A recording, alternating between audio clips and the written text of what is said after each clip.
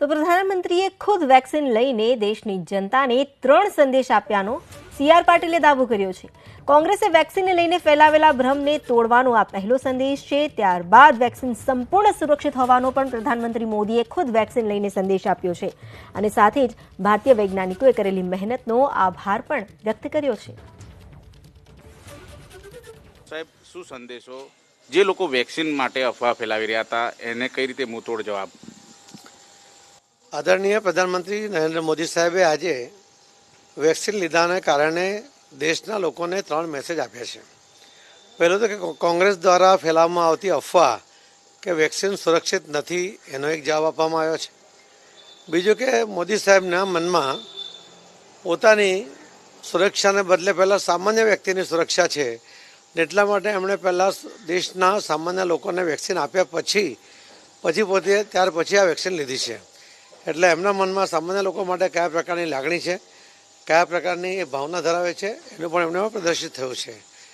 ત્રીજી વાત એ છે કે આ દેશના લોકો જે સાયન્ટિસ્ટોએ આત્મનિર્ભર યોજના હેઠળ 1 નહીં 2 વેક્સિન વિકસાવી છે।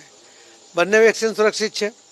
બંને વેક્સિન ડેવલપ કરવાવાળા જે સાયન્ટિસ્ટો છે એમને પણ એમાં એક પ્રકારનું આભાર પ્રદર્શન પણ છે અને એમને અભિનંદન પણ છે અને દેશના લોકોને પણ સાબિત કરી આપ્યું છે કે આપણો દેશ કોઈપણ રીતે પાછળ નથી।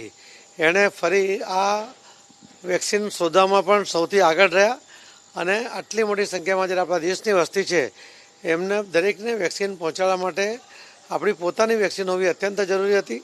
તો આવી સુરક્ષિત વેક્સિન આપણા દેશના સાયન્ટિસ્ટો શોધી કાઢી છે। એ કરવા માટે, એ શોધવા માટે આપણા સાયન્ટિસ્ટો સક્ષમ છે એ પણ દેશને એમણે મેસેજ આપ્યો છે। સાહેબ, લોકોને શું અપીલ હશે હવે કઈ રીતે સ્વાસ્થ્યને ધ્યાનમાં રાખીને વેક્સિન લઈ? હું ગુજરાત પ્રદેશના સૌ ભાઈ બહેનોને વિનંતી કરું છું કે એમણે આ વેક્સિન એમનો વારો આવે ત્યારે મનમાં કોઈપણ જાતની ચિંતા કર્યા વગર, શંકા રાખ્યા વગર આ વેક્સિન લઈ લેવી જોઈએ। કોરોનાની લડાઈ આપણે જીતવી છે અને એના માટે સુરક્ષિત થવું અત્યંત આવશ્યક છે। એના માટે આ વેક્સિન જે ઉપલબ્ધ થઈ છે એ આપણા માટે એક હથિયાર છે લડવા માટેનું અને એને સ્વીકારી લેવી જોઈએ।